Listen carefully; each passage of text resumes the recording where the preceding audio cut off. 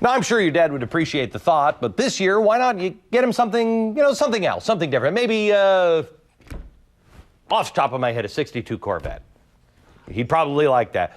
Or a book, maybe one filled with fatherly advice called In the Event of My Untimely Demise, 20 Things My Son Needs to Know, maybe written by Brian Sack. But I think he'd rather have the Corvette.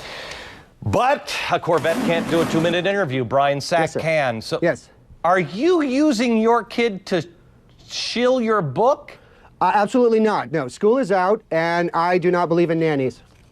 You are shameless. What? No. He had to tag along. Mom was busy. Uh-huh. And we don't have a nanny. They're all deported. You gonna introduce him? Oh, that's my son. Say hi. That is a lovely name. You like your it? Son. His name is Antek. It's a Polish name. It's a what? Polish name, Antek. Wave, say hi. Yeah.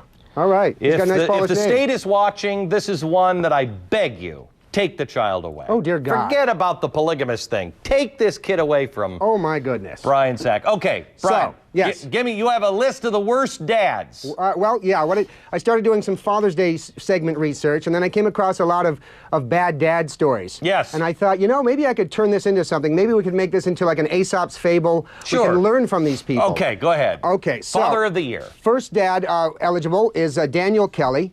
And he left his 2-year-old at home on the sofa with lasagna baking in the oven. He went out to Burger King and got a DUI. Now, the lesson that we can make this a positive, you can't always have it your way. Yes.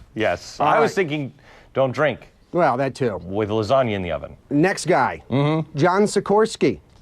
Allegedly snorted Xanax and oxycodone, fell asleep on the floor in the bathroom, and his 5-year-old was wandering around in traffic. Why wouldn't he lock the door? Who knows? That's another lesson. Yeah. But the lesson I got from this was all things in moderation. Okay, sure. Moving on to Joseph Fritzl, the Austrian. Would you cover your son's ears? Yes, Joseph Fritzl. Those are his eyes.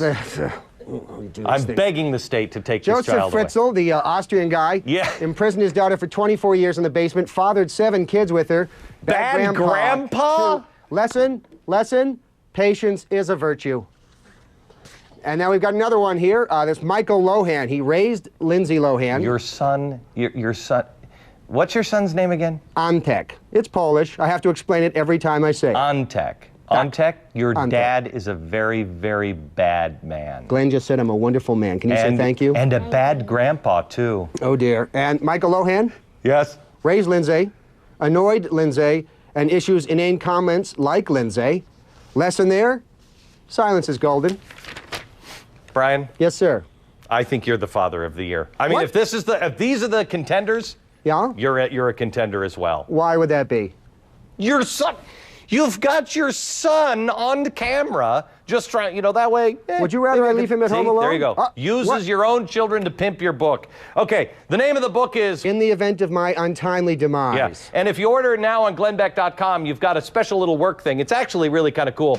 It's where you can give the present back to your son, right? Yes. Yeah. Or this one. Okay. Order now at glennbeck.com. Up next, the governor of Alaska stops by to explain why she's suing the federal government. Oh, you don't want to miss tonight's real story. It's coming up next.